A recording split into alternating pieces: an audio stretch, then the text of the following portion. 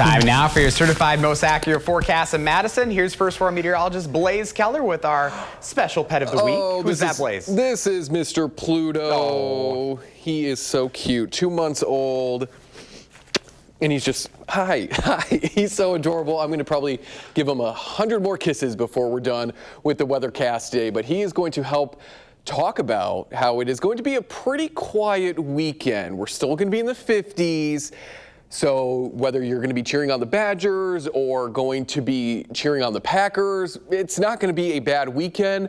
We are still looking at a little bit more sunshine in time for the second day of the WIAA State Championship here at Camp Randall in downtown Madison. Oh, are you tired?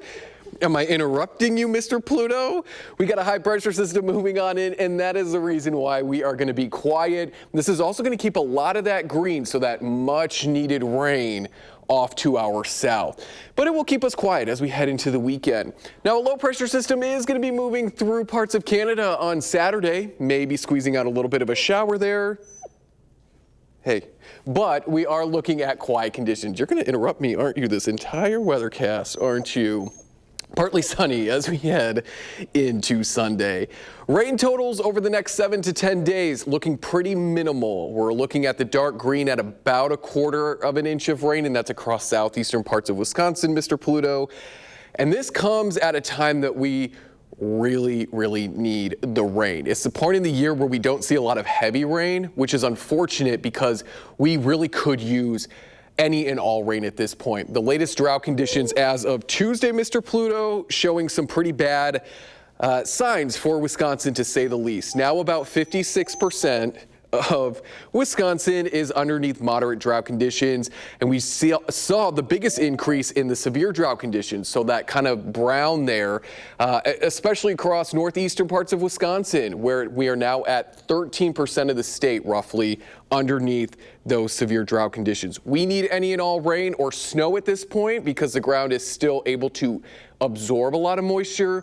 It's just not in the cards, at least over the next 7 to 10 days, at least that heavy rain. But what is coming, Mr. Pluto, is the cold. In time for Thanksgiving, take a look at those temperatures dropping as we go Wednesday, Thursday, Thanksgiving, Black Friday shopping into that following weekend.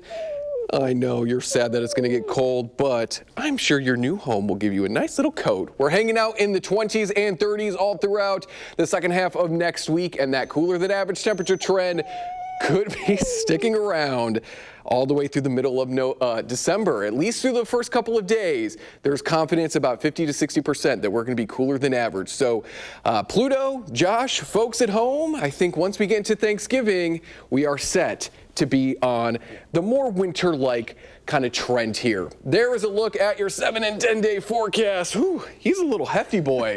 How much is he, Lisa? 13 pounds. All right, I got my arm workout for today. There is a look at our 10-day forecast, staying in the 50s all the way through Tuesday of next week. And then, as I mentioned it before, we're cooling on down for Thanksgiving. Yeah, I feel like Pluto does not like that extended forecast. He shares my sentiment. Thank you, Blaise.